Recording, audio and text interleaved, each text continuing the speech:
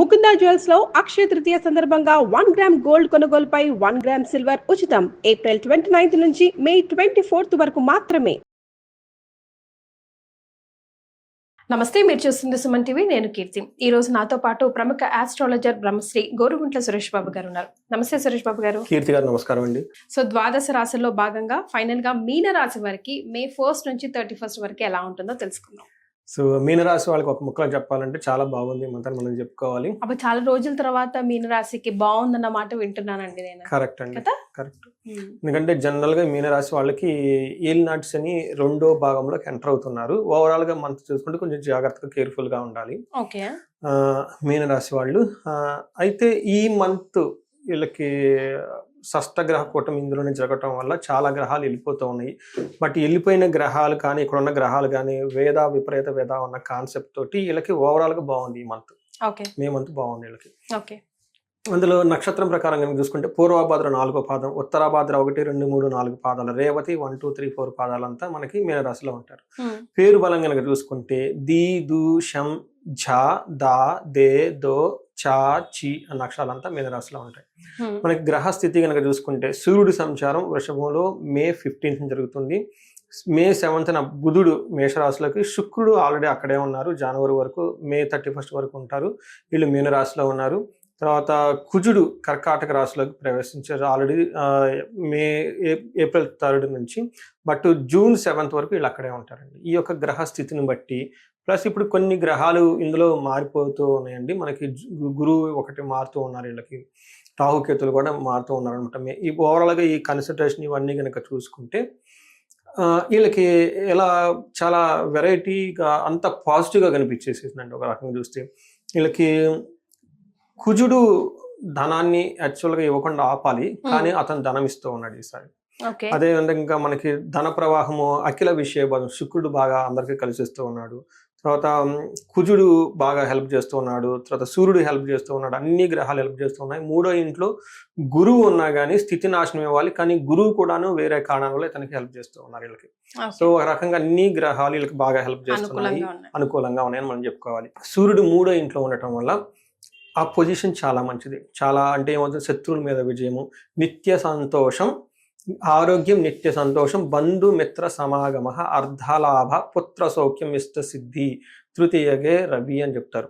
అంటే ఆరోగ్యం బాగుంటుంది, నిత్యం సంతోషంగా ఉంటారు, బంధువు మిత్రులతో చక్కగా కలిసి ఉంటారు, అర్ధలాభం, ధన ప్రవాహం, మనీ సోర్స్ వస్తుంది. ఇది కూడా ఎక్కడి నుంచి, ఆఫీస్లో బాస్ కానివ్వండి, బిజినెస్ నుంచి కానీ, గవర్నమెంట్ రిలేటెడ్ వ్యవహారాల్లో కానివ్వండి, పుత్రుల ద్వారా సౌఖ్యము, ఇష్టసిద్ధి అనుకున్న పనులన్నీ జరుగుతూ ఉంటాయి. ఒక్క విషయం వీళ్ళు జాగ్రత్తగా ఉండాలంటే ఫాదర్ హెల్త్ రిలేటెడ్ విషయంలో కొంచెం జాగ్రత్తగా ఉండాలి వీళ్ళు. తర్వాత కుజుడు వీళ్ళకి 5th హౌస్లో ఉండటం వల్ల, 8th హౌస్లో 12th హౌస్ దృష్టి ఉండటం వల్ల ఇది వీళ్ళకి మిక్స్డ్గా ఉండే రిజల్ట్ ఉంది. అయితే ఒక లక్కీ ఏమంటే వీళ్ళకి విపరీత వేద ఉండటం వల్ల ఈ కుజుడు తను ఇవ్వాల్సిన నెగటివ్ ఇన్ఫ్లుయెన్స్ చూపించకుండా చాలా వరకు ప్రొటెక్ట్ చేస్తూ ఉంటారు వీళ్ళని. జనరల్గా అయితే వీళ్ళకి టయానికి భోజనం చేయకుండా ఉండటం, దగ్గు ఎక్కువగా రావటం, బంధుమిత్రులతో గొడవ పట్టడం, ఇలాంటివన్నీ జరిగే అవకాశం ఎక్కువగా ఉంటుంది. సంతానం వలన మనస్తాపానికి గురయ్యే సిచ్యువేషన్ యాక్చువల్గా అయితే. కానీ విపరీత వేద ఉండటం వల్ల ఇవన్నీ చేయకుండా కుజుడు తటస్థంగా ఉండేసి వీళ్ళకి హెల్ప్ చేస్తూ ఉంటారు. అదే శుక్రుడు వీళ్ళకి 1st హౌస్లో, ఇప్పుడు వీళ్ళకి మీనరాశి వాళ్ళకి ఏదైనా ఒక గ్రహం బాగా కాపాడింది అంటే అది శుక్రుడు. మనకి షష్టగ్రహ కూటమిలో కూడాను శుక్రుడు ఉచ్చ స్థానంలో, అంటే మంచి స్ట్రాంగ్గా వాళ్ళకి జన్మ రాశిలో ఉండటం కూడా ఒక మంచి అడ్వాంటేజ్ అయిందనమాట. జనరల్ వీళ్ళకి ఏమైందంటే శుక్రుడు 1st హౌస్లో ఉండి 7th హౌస్ దృష్టి చూడటం వల్ల వీళ్ళకి అర్ధలాభాచ సౌఖ్యం పరస్త్రీ సంగమం తదా యత్నకార్యార్థ లాభ స్యాత్ జన్మకే భృగునందనం. ఏమవుతుందంటే జన్మలో రాశిలో ఉండటం వల్ల ధనలాభం ఉంటుంది, మనస్సౌఖ్యంగా ఉంటుంది, పర స్త్రీ ఆర్ పర పురుషులతో సుఖపడటం, చేసే పనుల వల్ల ధనలాభం, ఇవన్నీ ఉండి ఈ ప్లానెట్ యాక్చువల్గా వీళ్ళని కాపాడిందని మనం చెప్పుకోవాలన్నమాట. తర్వాత వీళ్ళకి 7వ ఇంట్లో దృష్టి ఉండటం వల్ల లైసిన్ విత్ లేడీస్ ఆర్ జెంట్స్, ఏదైనా మనస్పర్ధలు ఉంటే ఇంతకుముందు భార్యాభర్తలు కానీ, లేదంటే love affairs or whatever ఆఫీస్లో బాస్ లేదా కొలీగ్స్ మధ్య డిస్టర్బెన్స్ ఉంటే ఈ టైంలో ఏదైనా వాళ్ళతో కలిసి కూర్చొని మాట్లాడుకొని చక్కగా ఒక మంచి అండర్స్టాండింగ్తో ముందుకెళ్ళే అవకాశం ఎక్కువగా ఉంటుంది. ఇది మనకి గ్రహం వైజ్ ఉన్న మనకి రిజల్ట్ అని చెప్పుకోవాలండి. మరి మీనరాశి వారికి నక్షత్రాల ప్రకారం ఎలా ఉంటుందంటారు? నక్షత్రం ప్రకారం కూడా ఈ రాశి వాళ్ళకి చాలా బాగుందండి. చాలా చాలా రోజుల తర్వాత మీరు చెప్పిన విధంగా గ్రహస్థితిని బట్టి లేదా నక్షత్రం ప్రకారం కూడా చాలా బాగుంది వీళ్ళకి. మీరు పూర్వభాద్ర తీసుకున్నారు అనుకోండి, ఐశ్వర్యవంతంగా ఉంటుంది, జయప్రదంగా ఉంటుంది, ధనలాభం ఉంటుంది, మృష్టాన్నం ఉంటుంది. చూడండి ఎన్ని పాజిటివ్, అన్ని పాజిటివ్. పాజిటివ్. ఒక్కటే నెగిటివ్ ఏంటంటే వీళ్ళకి సెకండ్ వీక్ లో ధనహీనత, బంధనము, బంధించబడినట్లు ఉంటారు. ఉత్తరాభాద్ర నక్షత్రం వాళ్ళు ఐశ్వర్యవంతంగా ఉంటుంది, జయప్రదంగా ఉంటుంది, సంపద ఉంటుంది, ధనలాభం ఉంటుంది. వీళ్ళకి ఒక్కడు కూడా లేదు ఉత్తరాభాద్ర నక్షత్రం వాళ్ళు. నెగిటివ్ ఒకటి కూడా కనబడట్లేదు. సో ఈ రాశి వాళ్ళు ఈ ఎక్స్పీరియన్స్ అయిన తర్వాత వాళ్ళు కామెంట్స్ పెడితే మనకు యూజ్ అవుతుంది, తెలుసుకోవచ్చు ఫీడ్బ్యాక్. డెఫినెట్ గా మీకు ఎలా అనిపించింది? ఇప్పుడే అన్నిట్లో నుంచి బయటపడుతున్నారు కదా, సో సార్ చెప్పింది మీకు ఎంతవరకు అప్లై అవుతుందో కామెంట్ చేయండి. మీతో పాటు నలుగురికి ఉపయోగపడుతుంది. తర్వాత రేవతి నక్షత్రం వాళ్ళు అగైన్ విజయం, జయము, ఐశ్వర్యము, సంపద, ధనలాభము, మృష్టాన్నము.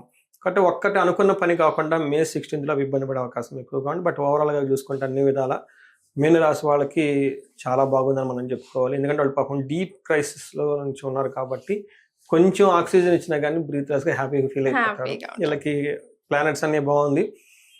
బట్ ఇది నాకు సర్ప్రైజ్ ఎందుకంటే రాసేటప్పుడు నేను స్క్రిప్చర్స్ని ఫాలో అయిపోయి ప్రిపేర్ చేస్తూ ఉంటాను. మీనరాశి వాళ్ళకి ఏలినాటి సెకండ్ స్టేజ్కి వెళ్ళిపోయారు. బట్ ఈ మంత్ చాలా బాగుందని నేనే చెప్తున్నాను.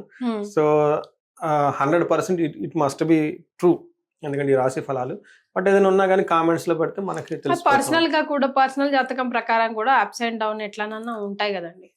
అది మనకి చూసుకుంటే వాళ్ళకి దశాభుక్తి, తర్వాత వాళ్ళ పర్సనల్ జన్మ జాతకంలో ఉన్న యోగాలు కొన్ని ఉంటాయి. దాని ప్రకారం కనుక ఏదైనా చేంజెస్ ఉంటుంది చూద్దామండి.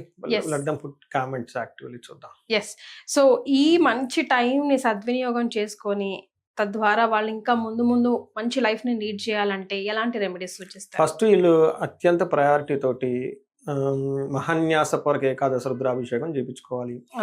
అట్లీస్ట్ మహాన్యాసం కాకపోయినా లఘున్యాస రుద్రాభిషేకం వాళ్ళ ఇంట్లో చేయించుకోమనండి. ఇంటికి, ఎందుకంటే మనకి గృహమే స్వర్గసీమ, గృహలక్ష్మి. ఇంట్లో మనుషులు చాలా మంది వరకు అరుచుకుంటూ ఉంటారు, ఒకరికొకరికి భిన్నమైన అభిప్రాయాలు ఉంటూ ఉంటాయి.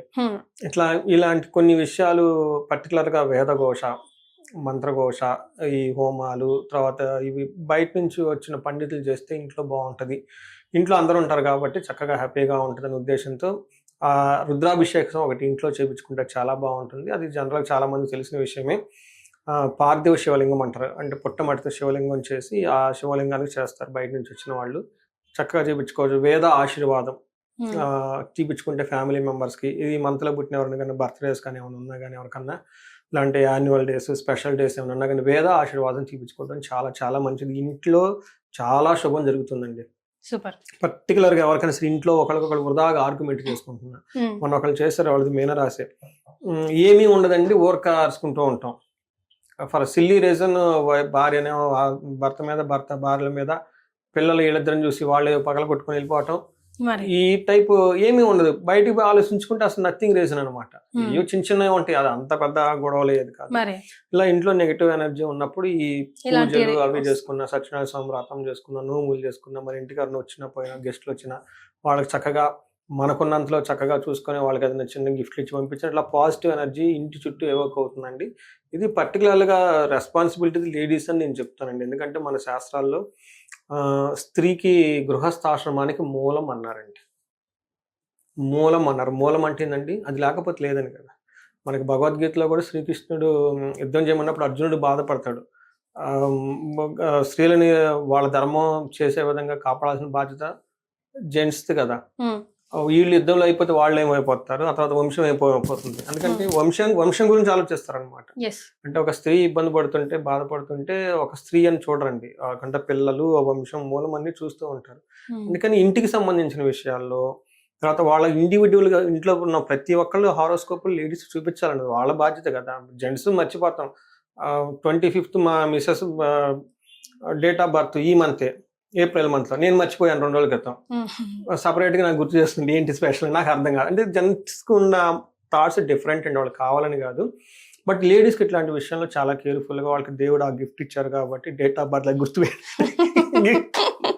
గిఫ్ట్ వాళ్ళకి ఇచ్చారు, మాకు ఇవ్వలేదు కాబట్టి అవన్నీ ఆ జాతక చక్రాలు రాసుకోవటం, లగ్నం రాసుకోవటం, నక్షత్రం రాసుకోవటం, టీవీలో రాసి ఫలాలు వినటం, ముందుగా చూసుకోవటం ఇవన్నీ చేసుకుంటే చేపిస్తుంటే ఇంట్లో ఉంటే ఆ ఎనర్జీ, నెగటివ్ ఎనర్జీ బయటికి పోతుంది. వీళ్ళు సెన్స్ అవుతారండి. జెంట్స్ సెన్స్ అవ్వరు, ఎందుకంటే బయట నుంచి వస్తారు కాబట్టి ఇంట్లో ఎలా ఉందో తెలిసిపోతుంది. బట్ ఏ మనిషి ఇంట్లోకి వెళ్ళినప్పుడు గొడవలు వస్తుంది, ఇంట్లో వెళ్ళినప్పుడు నెగటివ్ ఎనర్జీ ఉంది, ఈజీగా గెస్ట్ చేస్తారు. అలా ఇంట్లో వీళ్ళు ఎప్పుడు అట్లీస్ట్ మనకి ఇది చేసుకోవచ్చు, అగ్నిహోత్రం చేసుకోవచ్చు, సింపుల్ హోమం, ఇంట్లో దీపారాధన చేసుకోవచ్చు. అట్లానే వేద ఆశీర్వాదం తీసుకోవటం, లేదంటే ఇంట్లో వేద మంత్రఘోషేదం చేపిస్తూ ఉంటే నెగటివ్ ఎనర్జీ పోతుంది. ఇంట్లో ఉన్న అందరు మైండ్స్ కనెక్ట్ అవుతాయండి. లేదంటే వృధాగా ఏమంటారు, ఎనర్జీ వేస్ట్ అయిపోతుంది. ఫైనల్గా మే నెలలో మే 1 to 31 ద్వాదశ రాశుల వారికి ఎలా ఉంటుంది, ఎవరెవరు ఎలాంటి రెమెడీస్ ఫాలో అవుతే బాగుంటుందో తెలియజేశారు. చాలా సంతోషం సురేష్ గారు, ధన్యవాదాలు. ధన్యవాదాలండి కీర్తి గారు.